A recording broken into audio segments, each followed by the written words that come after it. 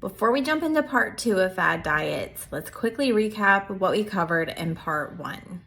After introducing Beth and getting a brief background in her work as a registered dietitian, we established that there's no one-size-fits-all when it comes to diet. There are a lot of gray areas in nutrition, and it's a pretty complex science. Humans have a pretty unique and complicated relationship with food, affected by many things. Because of this reality, we discussed a number of things that affect our relationship with food and where our practices and beliefs come from.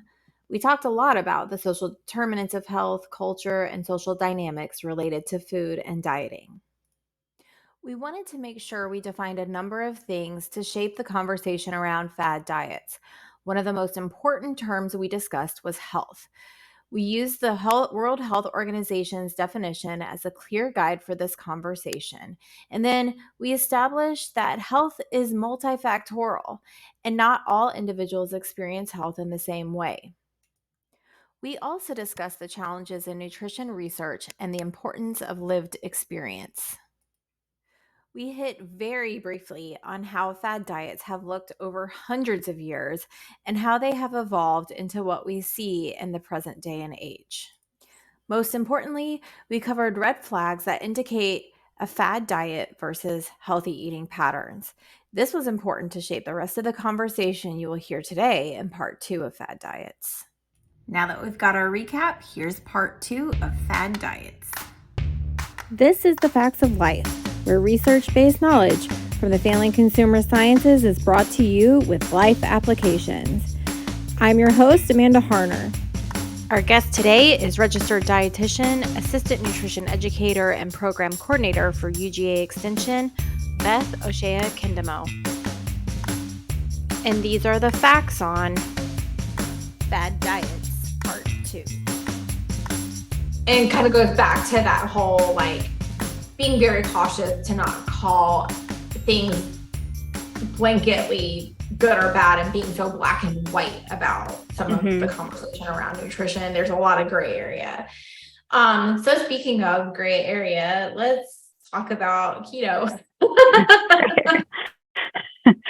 Well, where do we start? Maybe start with okay, not everybody maybe realizes where keto has its origins. So maybe let's start there, because I think that's actually an important piece to the conversation about the keto diet in particular.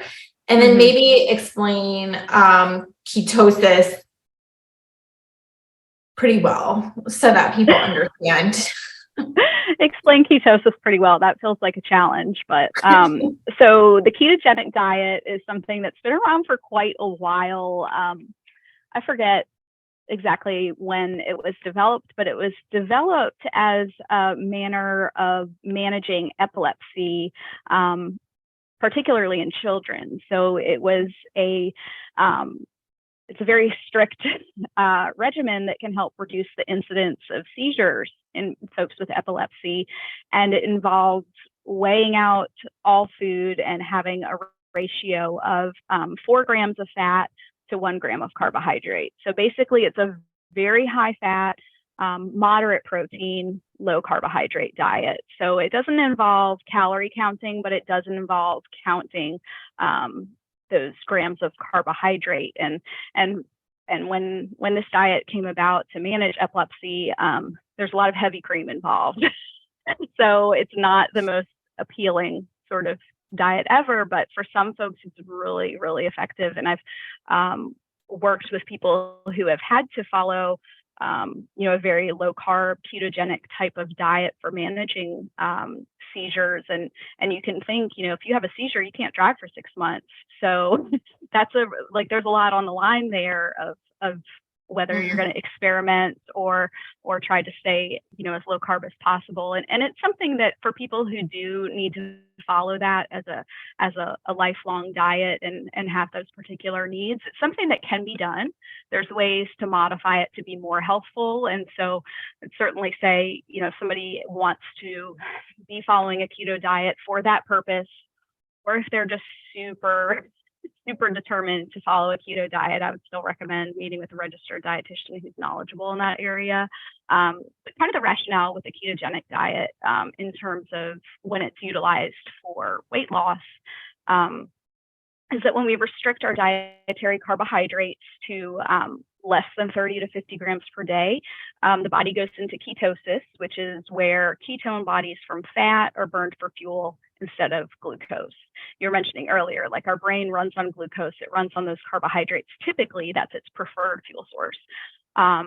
So since we're using up our glycogen stores, which is like our carbohydrate stores in our body, we tend to have a lot of rapid weight loss from water weight. So like in the first week or two, people might lose a lot of water weight because they're using up those glycogen stores. Our body really prefers to store energy as fat. It's more efficient. So if you can think about if humans stored our extra energy as all, carbohydrate or glycogen, we'd be like potatoes. There needs to be a lot of water in a potato, right? So it's preferential to store as fat because it doesn't need all that water. So insulin secretion goes down. Fat and protein tend to be pretty satisfying, satiating foods. So that might result in like a lower calorie intake overall. The concerns about a keto diet and the evidence behind it. I mean, we really don't have a lot of research on long-term effectiveness and outcomes in ketogenic diet and things. So that becomes concerning, like this thing like lack of fruits and vegetables, whole grains, fiber, those things that are often in nutrition research really closely tied with good health outcomes, good cardiovascular health and metabolic health. Those tend to be lower in a ketogenic diet. And so there can be some risks involved, especially, for people who have diabetes. They might be more at risk for hypoglycemia.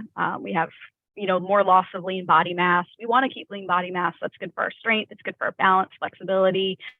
Our metabolic health can be at more risk of things like dehydration or GI issues like constipation from this lack of fruits and vegetables and whole grains and things like that. And then you don't get like the diversity of vitamins and minerals that you really need from the fruits and vegetables and stuff too. Yeah, that's exactly right. So you would not be getting, things like vitamin E that you would be typically getting from whole grains, right? You might have less of that. You'd certainly have less dietary fiber, most likely. Maybe a little bit high. It would be higher on things like total fat, saturated fat, et cetera. And which we know there's been a lot of research on fats and heart disease. Mm-hmm. So that becomes a big concern. Yeah. And I think when you're thinking about this too, it's like we don't have a lot of long-term research on ketogenic diet and like heart health specifically or long-term health outcomes. So I think when we're looking at keto, people are kind of using that proxy of body weight of saying like, well, with the ketogenic diet, you lose weight, therefore it must be more healthy. But if a lot of that weight loss that people experience, like we were talking about sharing on social media, people might talk about this like pretty significant weight loss happening so quickly. A lot of that's water weight. And when we start consuming carbohydrate foods again, we retain that water again. It kind of returns to our normal physiological state. It's pretty restrictive. So thinking about, something like, it might sound really appealing to some folks to, eat a steak at every meal, because that's not something that they typically allowed themselves to do before. Or they might, have foods that they miss or don't miss, but overall, that can be really pretty restrictive. And so people tend to not adhere to it very well long-term. And that goes back to that kind of weight cycling concept of where then once you go back to whatever your typical eating pattern was, we tend to regain that weight that we lost and often a little bit more. Right. And this might be a good place to mention because it's just come up more recently in a way that like I've been thinking this really needs to be brought out more. Like, yes, there can be health benefits in losing weight, but not weight loss in and of itself is not equivalent to good health. Like,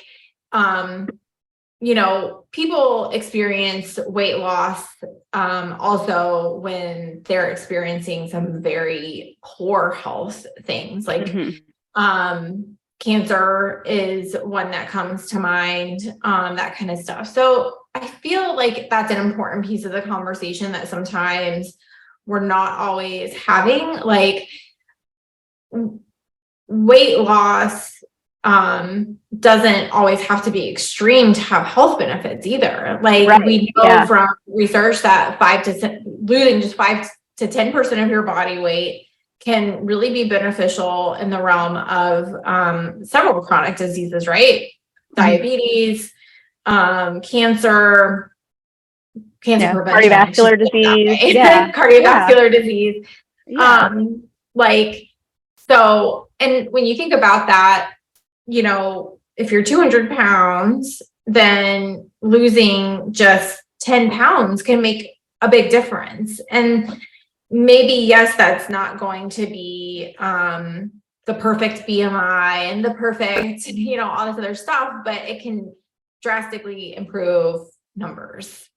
Yeah. And I think it's kind of what ties in with that is that, we know this like modest weight loss of 5 to 10% of body weight for some people can be really helpful, especially if someone is overweight or obese. That's something that can be helpful. We don't know, is it the health behaviors that they're engaging in that is resulting in that, improvement in outcomes? So is it that somebody started getting more movement in their day or exercising more? Is it that they started incorporating more fiber and fruits and vegetables, or is it the weight loss? The weight loss or the weight is almost like a proxy at that point. We know there's a correlation between things like body weight and certain disease risks over time, but we don't know if it's the actual behavioral habits, or is it the body composition or something that's happening physiologically in the body, or is it something else? Even as we've in recent years had more research that's looking at things like the social determinants of health and stress that people are undergoing, and things like weight stigma and the healthcare that people receive, depending on their physical appearance. But certainly people, one thing to think about is having that kind of wider view of what some of the things that we can think about in terms of our health are. So our health is not just, whether our BMI is in a certain range, or, whether we weigh X pounds more or less than we did yesterday, but thinking about, in terms of our metabolic health, we could think about what our cholesterol levels are, how's our blood pressure looking, what's our resting heart rate, are we getting enough sleep, what do things like our hemoglobin A1C or our blood sugar look like. So really kind of widening that scope to, what's our energy level, how's our mental health, and not just, deciding what someone's health is based on a physical appearance or a body weight. Yeah. And I like that you bring some of those points up, because one area of research that I find really interesting, that's really kind of a newer branch of research that is starting to get more attention, possibly needs even more attention than it's getting, but the idea of healthy obese, which kind of hits on what you're saying. It's like, the only number parameter that's a concern with these people is the waist size, weight /waist size. That would classify them in that category as obese, which we know is associated with all of these other factors. But in the studying of people who are considered healthy, it's like all the other numbers fall in line. Like, they don't have high blood pressure, they do not have cholesterol issues, all the other health parameters look pristine. And so there is a lot of research going into that kind of question, which is furthering that conversation that you're talking about, where it's like, it is a complex topic, like how much of this is diet versus, we know that there are correlations between these things, but we don't necessarily know, like, there are areas where, because there's such a strong correlation, we might be being too quick to declare causation and saying, like, this is the cause of this, even though we know that there are some strong associations with some different things. So anyway. Yeah, no, I think that's a great thing to mention too, because for a lot of things, we actually find that being in when we think about BMI, and we're probably not today getting into all the complexities and issues of BMI, but it is, one of many things that can be used,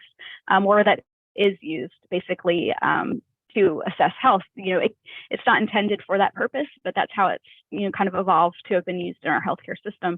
That could be one piece of the puzzle, but we look at all these other pieces and say, okay, so it might be a little bit of a flag if somebody has a certain weight or a certain BMI, and that just means we maybe need to delve into, all right, what are all these other lab parameters looking like? Are we, how much physical activity are we getting each week? What's our diet looking like? What are the foods we're eating looking like? So it might be something that should maybe ping as a possible concern, but those people can still be metabolically healthy. That doesn't mean everybody is healthy at every possible body size they could be. That doesn't mean that at all. But we do see that there are people who are metabolically healthy at actually a wider range of body sizes than something like the BMI would reflect. Yeah. So, okay, let's hit a couple more diets. Yeah. Paleo. Paleo diet. So, let's see. I hadn't thought much about paleo diet in a little bit, to be honest. Paleo is one that was really popularized by a researcher out at, I think, University of Colorado. It's somewhere in Colorado. And the idea is kind of eating like the cavemen ate, and cavemen and cave people, obviously led a much different lifestyle than modern humans. There's not, a strong evidence base, I don't think, to support a paleo diet. I don't have that stuff on a right at my fingertips right now. But what we do find is it's pretty similar to a lot of other restrictive or fad diets, kind of like low carb diets or a keto diet, where we're tending to be cutting out a lot of things like grains and some of the starchier vegetables, and focusing more on things like lean meats and eggs and things like that. So it has kind of like that similar effect of going with a lower carbohydrate diet. Again, paleo is one of those ones that says you shouldn't eat lentils or beans, which is a hard stop for me personally. Yeah. Agreed. So it's arbitrary. I mean, I think, something about, paleo, or even like an Atkins or a low carb diet is, typically when we think about things like the dietary guidelines and the recommended macronutrients, typically carbohydrates provide about 45 to 65%, or that's the recommendation for a healthy eating pattern from the dietary guidelines, is for carbohydrates to comprise like 45 to 65% of the energy intake or calorie intake you have each day. And if, maybe people kind of think about, all right, what are some foods that I might tend to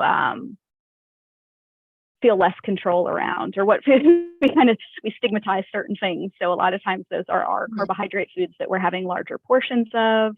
Those also tend to be, more affordable as well.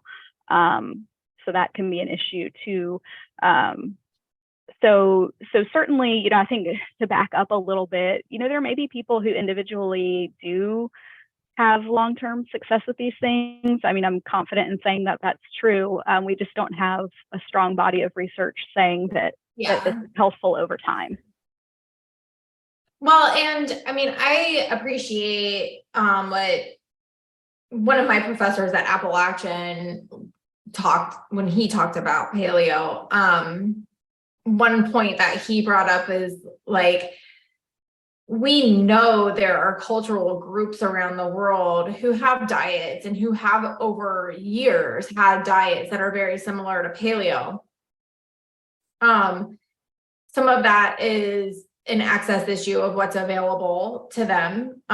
There leaves room to question, like, if they weren't living in conditions where they had access to more fruits and vegetables, would they be eating the fruits and vegetables? Like, so, and it's some of it's not like out of a choice per se. And I think the other thing that's important is like some of the research that's done on these for the sake of understanding the weight loss component and whether or not people are able to keep the weight off and that kind of thing. When we're talking about it in that kind of context, that changes the parameters of when you're talking about it in context of a people's group diet, where that's what they have access to, that's what's surrounding them.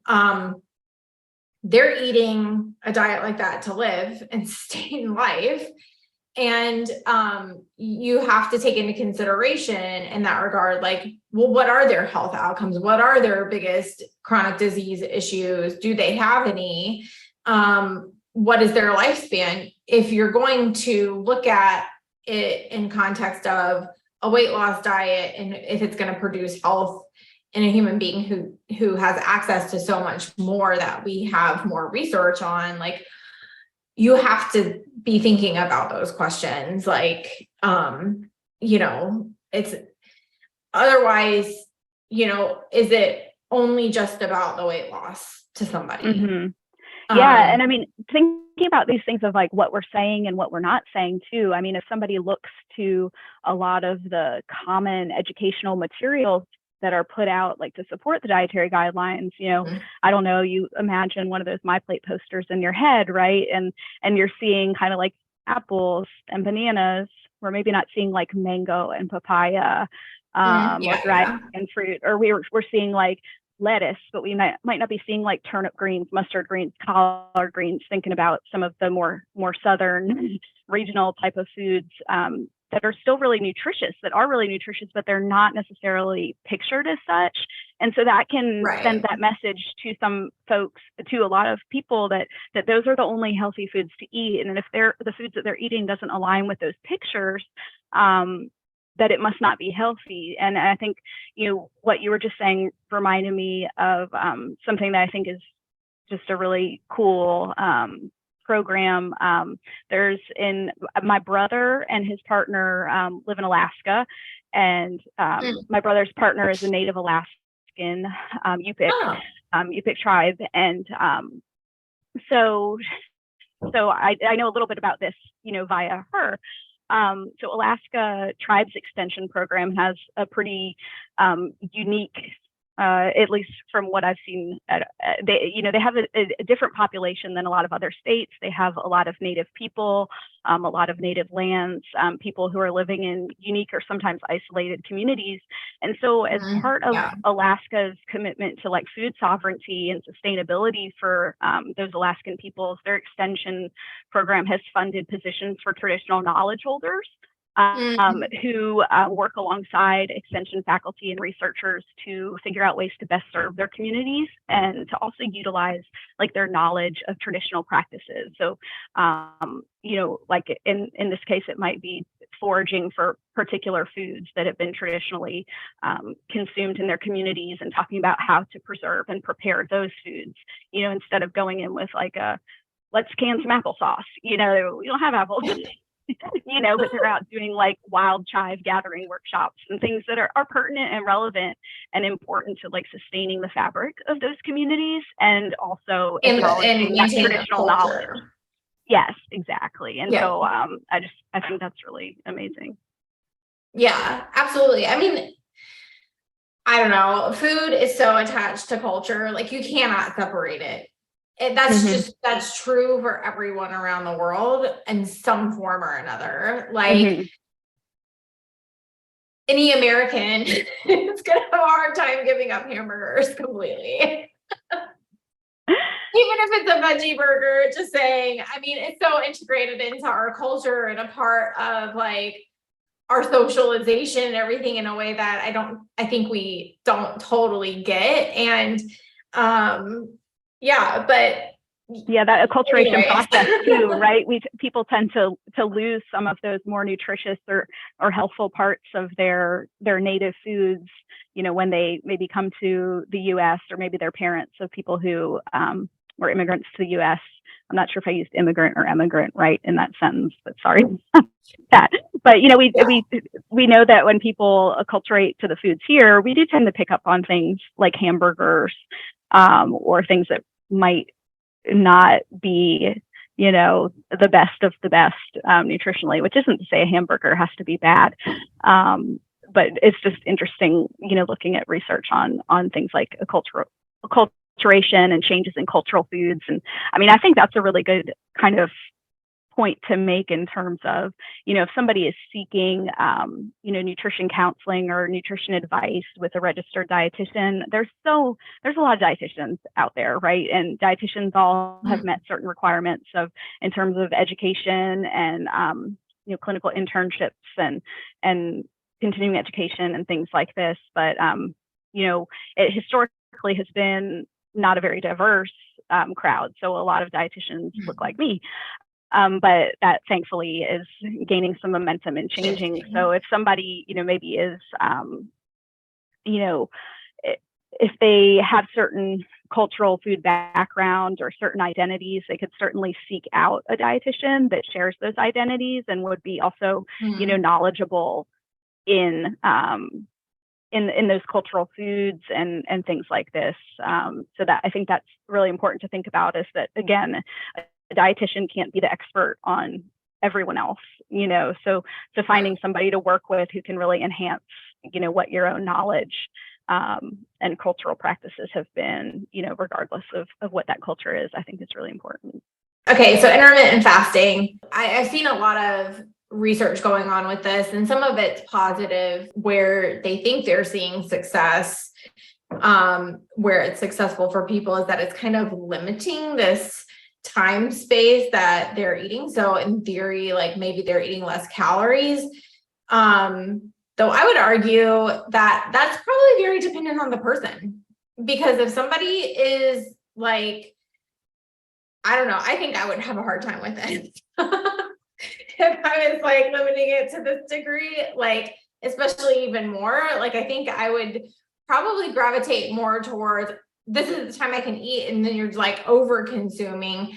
But for other people, it seems to be helpful. So what are you seeing with it? Yeah, I mean, I think what you just said really speaks to how people have different like approaches and experiences with things. And so the idea of having a limited time window, so like intermittent fasting really being abstaining from eating for set periods of time and then restricting their eating to specific time periods. So, and that can be different things. So you're talking about fasting for like full days. And I agree, there seems to not be as much research on there as, where people are having 2 days where they are eating very few calories and then eating their typical intake the rest of the day of the week. But more common is this like fasting for 16 hours and eating during an 8-hour window. Some people will do 12 hours on, 12 hours off. So it's really about the specific time period. And I think some people might feel, depending on the person, like some of us might go, ooh, like, don't tell me I can't eat after 6 o'clock. That's going to cause a lot of anxiety. I'm going to eat a lot at 5:45, and some people, it might reduce their anxiety around their food choices during that window to know that they're only having food in that time period. So the kind of rationale with intermittent fasting is that fasting is going to decrease your insulin levels. Insulin is like an anabolic hormone, so something that builds, and it's going to help us burn fat for energy. As far as the research base, there's not a consensus on the impact of fasting on metabolic rate. There's kind of mixed evidence on cardiovascular outcomes. I've seen some research on intermittent fasting and like things like cognition and dementia and things like that without any, major conclusive evidence so, kind of the concerns that would come up with intermittent fasting. So with intermittent fasting, we're not talking about setting rules for what someone can eat. We're just setting rules around when they can eat. So that might appeal to some folks more than others. So some things we think about are, what is the adequacy of what they're eating on the fasting days and the non-fasting days? How long-term can they do this? Some variability in how the fasts are implemented. What if you've got your work event where they're serving the one meal right at the time that you can't eat or something like that. Some of those things that happen. I know just even this year, I've seen something that came out on, I think it was out of Chicago maybe, or somewhere in Illinois, that has done a couple, I think they've been studying intermittent fasting for a while, but they had a more recent, pretty long study where they compared a control group, a intermittent fasting group, and then a calorie restricted group. And they looked at them for, I want to say about a year, possibly two. This was something that was on, in the media yesterday or something like this, but so I know by the time podcast comes out, it won't be yesterday or anything. Yeah, right. But I think they were finding from their results, if I recall correctly, the folks who were intermittent fasting, although they weren't counting their calories, they were ending up with a similar calorie reduction as that group who was counting calories. And so kind of the take home from this was, and I think this has been similar in a bunch of intermittent fasting studies, is it's not clear that there's like any additional benefit to intermittent fasting over something like calorie counting. They seem to go somewhat together. Metabolically, there might be some other things happening that give it a benefit, but we're not sure about that.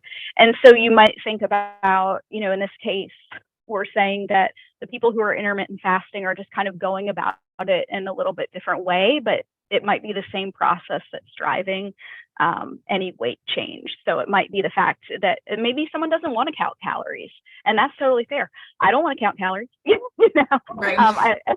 So it might be, for some folks, it's easier to think about like, okay, well, these are the time periods. I set up my schedule, and this is when I eat, and this is when I don't, and then I don't have to think about how many calories I'm eating. And it might just be something that it makes, more sense for them, or is more sustainable for them personally, but it's not necessarily going to be as such for anybody. So kind of going back to things like keto or paleo or low carb, like certainly there's going to be some folks for whom these diets are sustainable and result in like sustained long-term weight loss. But for the vast majority of people, we find, there's evidence that that's not the case. Yeah. Very good point. Yeah. So certainly not, meant to like, have everyone's Aunt Janet who has been intermittent fasting for 15 years and sustained, their desired weight loss to say like, what about me? Like, no, we know that this can work for some folks, but we know that it's not a, whatever, a golden whatever people. Like 99% of the population, it doesn't work for them. Yeah, we know. Based on research and statistics, we know that for most people, it is not a long-term kind of solution to this sort of problem of weight loss. Yeah. What other super concerning things are you seeing out there that you would kind of say, hey, I really feel like people, especially maybe in younger demographics, need to be really cautious of? That, it's like, this should send off a warning sign to you if you're hearing this. Yeah. I guess something that comes to mind is sort of a diet trend. So I guess I wouldn't call this a fad diet, but just this sort of marketing shift over time towards labeling things as plant-based. I don't know, is that something that you have observed?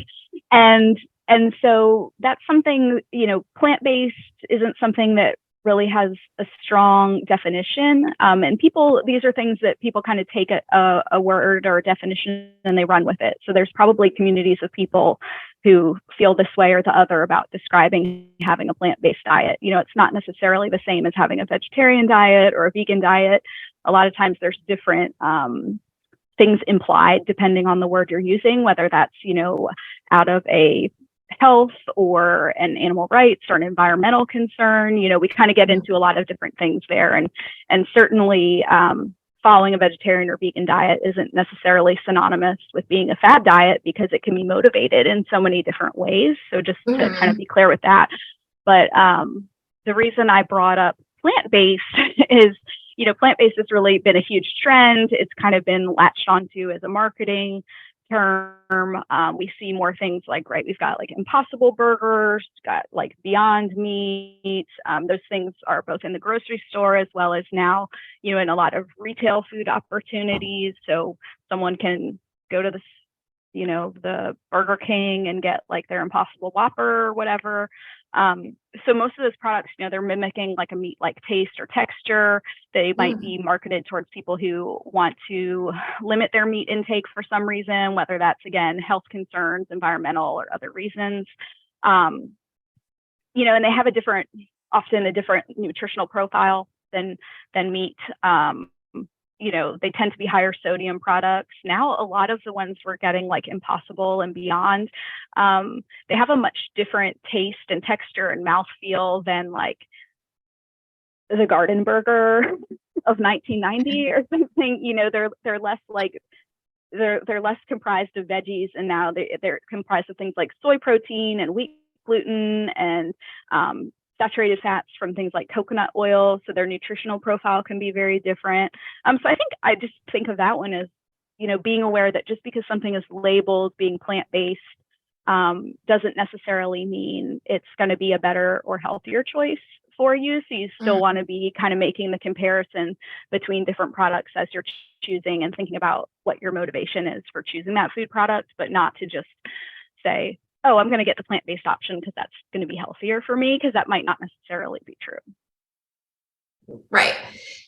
And just to make sure it's really clear what you're saying, we're not saying that plant-based in and of itself, especially if it's like you're saying, I'm just reducing the amount of meat that I'm intaking and I'm concentrating on eating fruits and vegetables and I'm concentrating on eating lentils and I'm getting all of my nutrients. We're talking about the trend of plant-based that has a lot of it's still processed foods. Yeah. And it's not that like some of them, it's not that you can't enjoy them and that kind of thing, but do consider that it is still a processed food. And yeah, so it's still going to be one of those foods where in order to make it, we can think about maybe things being on that continuum. We want to think about the gray area again, or we can think about a continuum of like, we might have something like dried beans or lentils that would be a plant protein. It's not going to be saying plant protein on the package because it's not, that complex of a food. Or it's not getting marketed as such, right? But they don't have any sodium added. They don't have any fats added.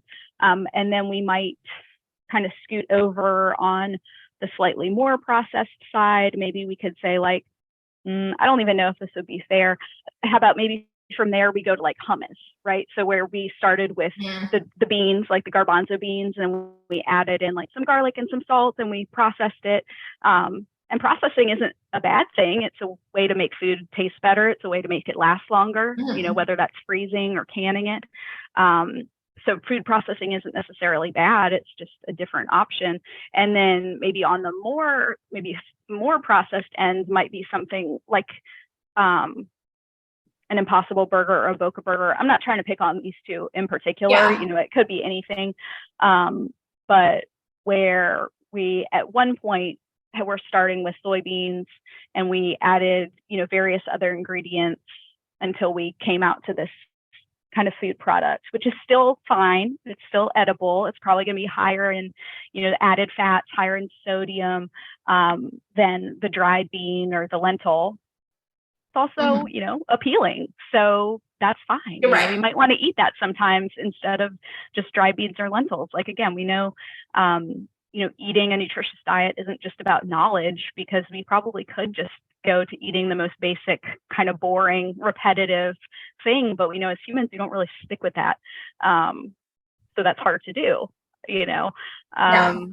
But just kind of knowing that those things are all on a continuum. You can always compare the nutrition label for, something like that to the kind of typical version or like non-plant-based versions.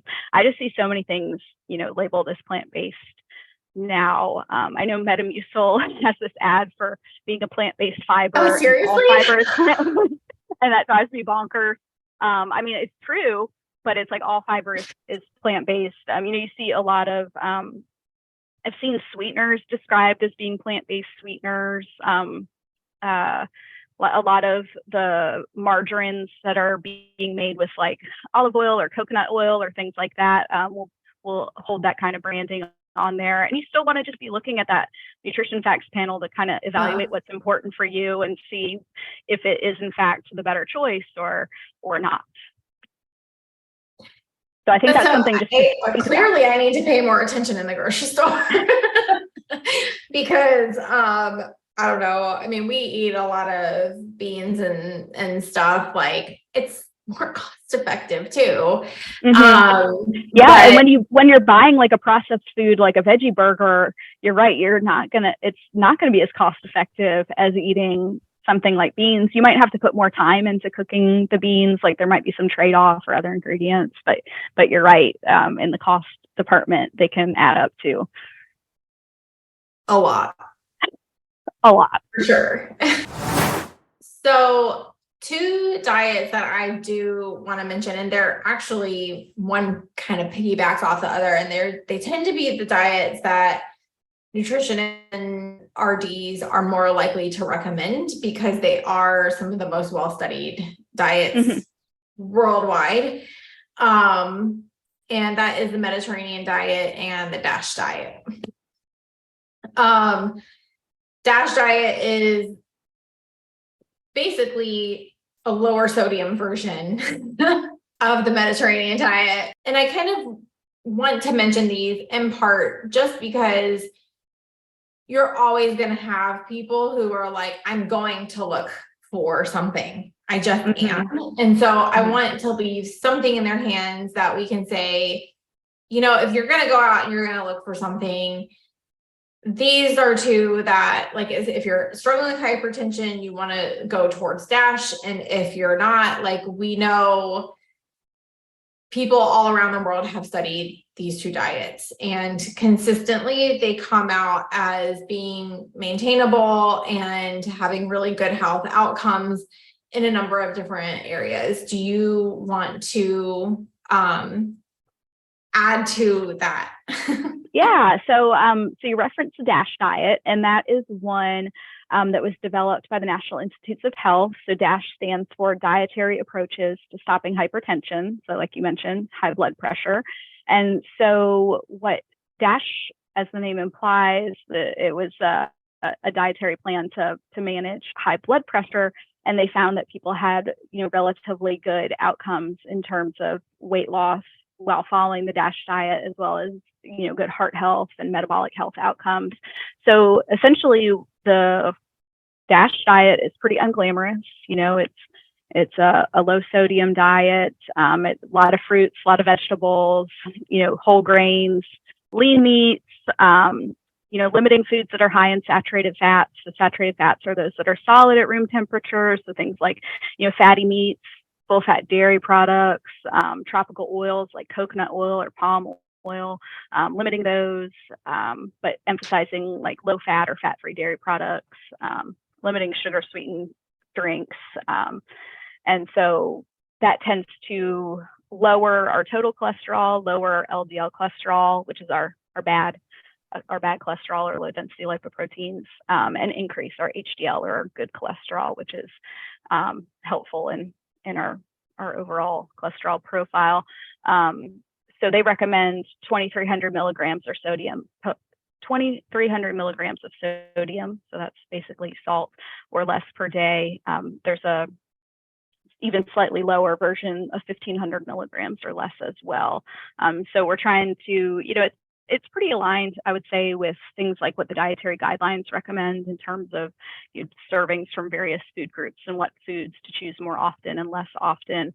So that would certainly be a nice starting point with the DASH diet, Mediterranean diet you're mentioning. And that's when, that's an interesting one to bring up because that has been something that's been popular for a long time. Mediterranean diet tends to be, high in fruits and vegetables, higher in lean proteins.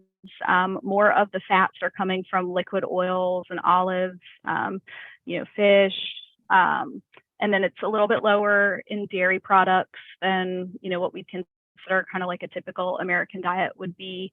I've seen a lot of kind of pushback too on the Mediterranean diet recently, almost going back to like what you were bringing up earlier about, cultural awareness and that like this one sort of version of the Mediterranean diet that we've come up with. I mean, that's a big region. People eat a ton of different foods in that region, and those aren't necessarily the ones we see depicted in items about a Mediterranean diet too. So if we think about that region.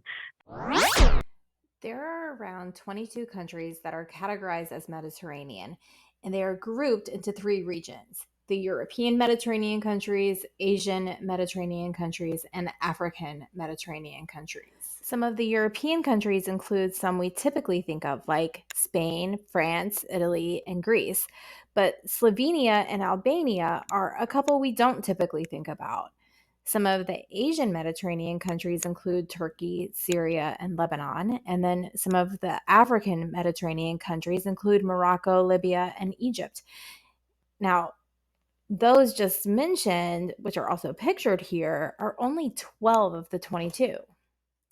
That said, as Beth points out, the recent criticism of the Mediterranean diet among professionals in the dietetics and nutrition fields is not regarding the quality of the diet or the health outcomes.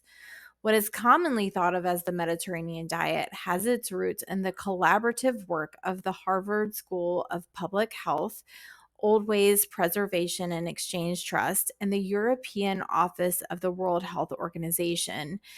And they released this work in 1993. They introduced a Mediterranean diet pyramid, and that pyramid focused on the dietary traditions only of Crete, Greece, and southern Italy during the mid-20th century. These areas of the Mediterranean and the time period were chosen because of the low rates of chronic disease present in these parts of the Mediterranean during that period of time. Those areas also displayed higher than average adult life expectancies, even though there was little access to healthcare. It was unique that this pyramid also included daily exercise and the social aspects of eating meals together. The goal was to direct people towards healthy eating patterns as opposed to strict prohibitive rules often found in dieting. Although the Mediterranean diet, as developed in 1993, did not represent all of the food and cultures of the Mediterranean, the bottom line is a wealth of research has been conducted on the diet with positive outcomes. According to the Harvard T.H. Chan School of Public Health, research supports the use of the Mediterranean diet as a healthy eating pattern for the prevention of cardiovascular disease, increasing lifespan, and healthy aging. When used in conjunction with caloric restriction, the diet may also support healthy weight loss.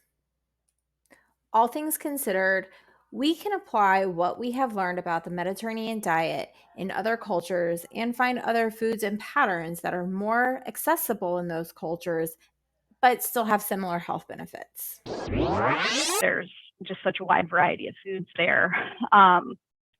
but I think that can generally be extrapolated to what people's, cultural foods are in the different places they live. So, olive oil might not be like the end all be all best thing for everybody. It might not be accessible. It might not be, a financially possible decision. There might be other things that have a similar nutritional profile that are more accessible or that kind of align with what someone's cultural practices are. So I think being open to that idea that, there is kind of like a general vibe of a Mediterranean diet and lots of information out there on following that and being great for heart health. But that someone can certainly get similar health benefits using foods from different regions of the world as well. Yeah, absolutely. Like I think the biggest takeaway from the Mediterranean diet is kind of what you're saying, like what the research is really showing about that is that it's well balanced. And so people are getting what they need. And that's part of why dietary guidelines are, the research on that has helped influence dietary guidelines. But I don't know if you've ever done this. It's really kind of fun to go to look at all the different governments. The dietary guidelines for dietary guidelines and how they like communicate that and to find the consistencies. And I think I don't know, I do that in comparison. I'm super nerdy. One of my favorite ones is Ecuador's. I actually have it on my board. I should get it. But it's like a spoon. Tell but us I about Ecuador's dietary guidelines. Yeah, it's a spoon instead of a plate.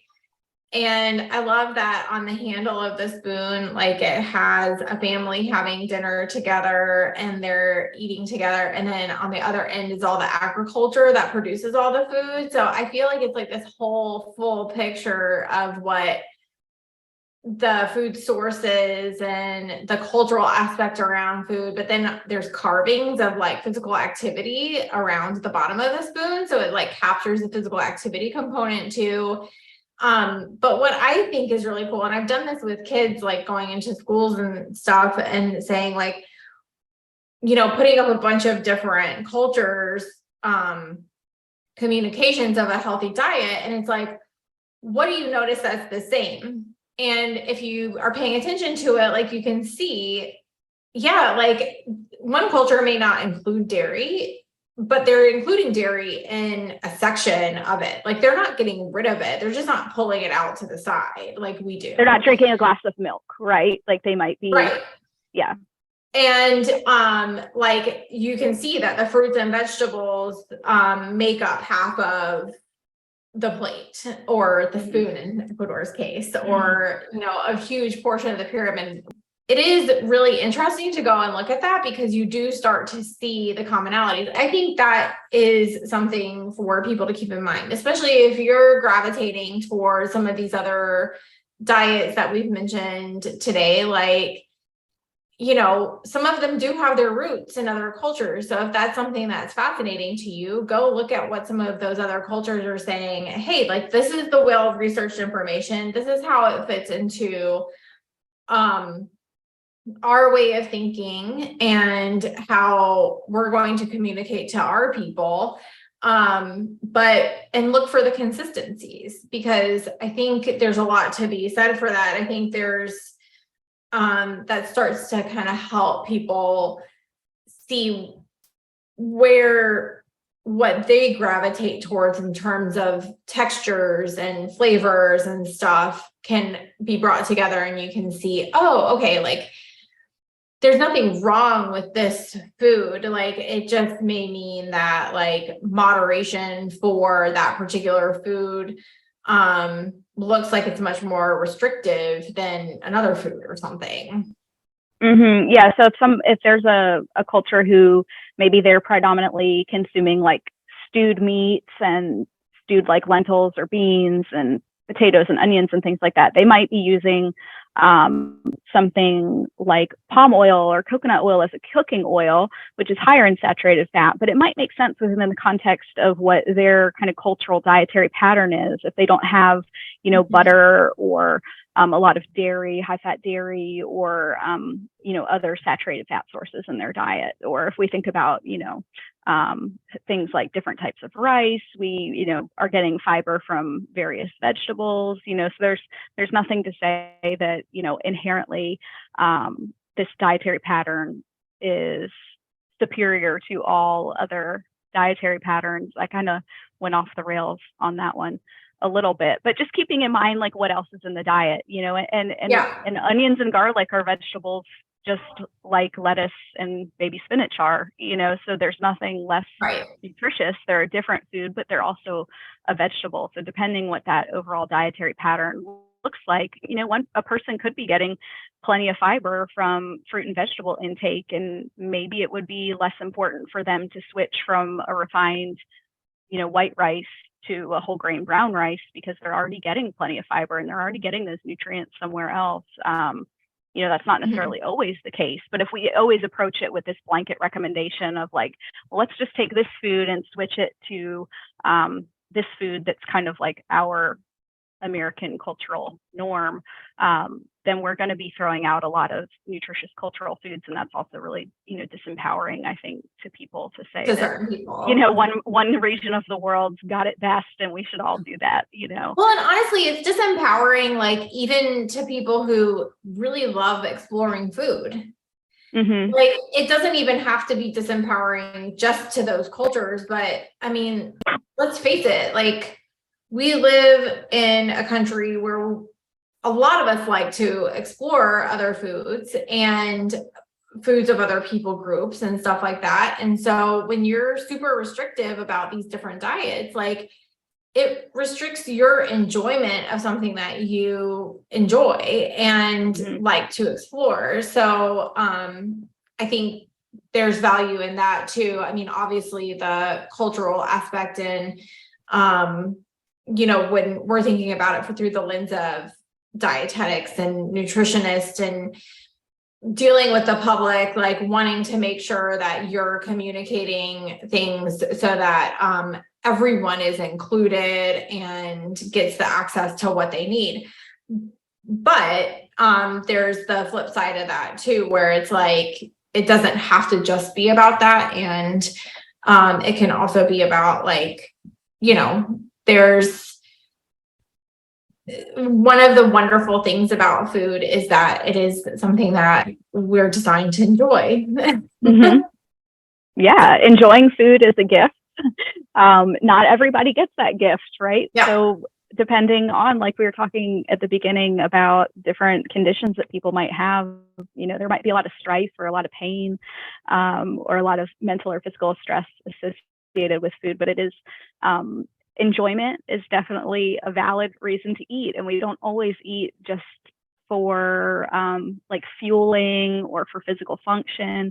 It's normal that sometimes when we eat, it's because of maybe, we're celebrating or we're sad and we're kind of comforting ourselves or someone else, or we might eat because we're bored and we're procrastinating a task. Yeah, I have that problem. That's me. But again, kind of going back to that idea that, if you notice that kind of like we're in a treat yourself mentality, but it might not be fixing the problem, like me taking a break to eat a snack to procrastinate something, unfortunately doesn't actually get that task done any sooner. I still got to come back to it. We might find other ways to kind of make ourselves feel better without using that food. But sometimes it's fine to still eat for those reasons. That's part of, food as, really valuable and accessible kind of coping tool. It's an easy way to make ourselves feel better until that becomes, something that might be a problem.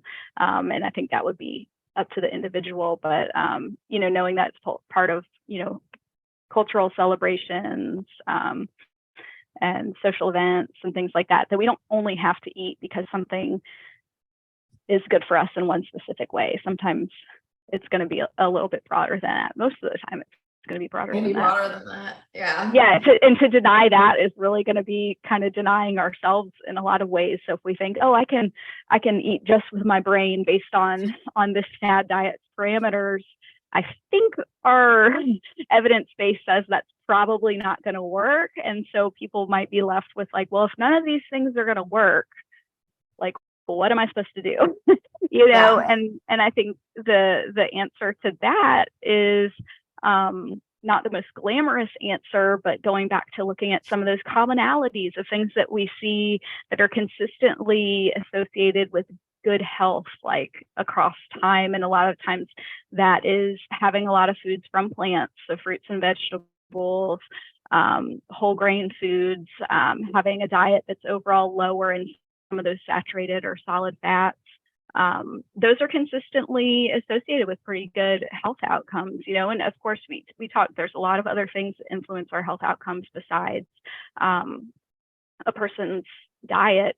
But thinking about what those are, what's important to you, knowing kind of how you tick, and, is there certain types of physical activity that you like? It would probably be better to gravitate towards those than one that you dislike just because, somebody on TikTok is doing whatever the thing is where you go on the treadmill at CrossFit. Then you're on the treadmill for 30 minutes and it's at a 12 or something. I don't know what it is. It's like whatever, a 3-speed, 12 incline, 30 minutes. I don't know. I forget. But just because it's working for someone else doesn't mean that it's going to work for us, So thinking about like really getting to know ourselves. What's that? Yeah, if you love running, run. If you don't, if you want to find something else, go canoeing. Right. Like moving is important. Moving throughout the day, getting both like that sustained, moderate or vigorous physical activity, as well as like breaking up sitting time as well. All those are important, but also doing it in a way that can bring us joy. And, if people are more social, and it just wouldn't be my thing to do this, but if you're social and wanted to be doing a tennis team where you meet people a couple times a week to play tennis, that's great. That sounds great for somebody else. I want to be by myself. but I think that's not important. Into pickleball. You don't see yourself doing pickleball anytime soon. I'm kind of interested by that, but just the idea of having another place to be at a certain time is like a non-starter for me right at this moment. It has to be a little more flexible, but that doesn't. Yeah. And if somebody else plays pickleball and is in like amazing shape from the outside, that doesn't mean that pickleball is the end all be all. I think that different things can certainly, jive with different people in different ways, for sure. For sure. Yeah. I personally like a variety, or I get bored. Mm-hmm. So awesome. Well, thank you so much, Beth. Like, I really appreciate it. Is there anything else that's like a burning, I feel like people need to be left with this? I feel like we covered a lot. We might have raised some questions more than provided all answers. And I just acknowledge that, it's easy for people to present having the answer and having the best thing. And there are a lot of people out there who will kind of proclaim themselves a nutrition expert and say that their way is the way. But try different things, see, what's important and what works best for you. I think, again, different strokes for different folks is certainly applicable in the nutrition world. Like we talked about, we do have some things that we do consistently see as being associated with improved, prevention and management of certain common chronic illnesses like heart disease, diabetes, or kidney disease over time. But it really varies depending on the individual, and kind of going back to that idea of attaining the best possible standard of health, like for our individual selves and our situations too.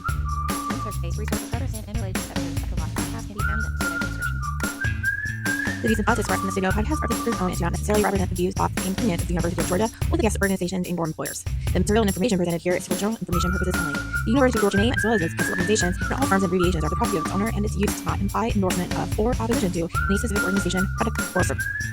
These are the facts of life. Thanks for joining us. Check out our website at facsoflife.extension.uga.edu. That's FACS of life.extension.uga.edu.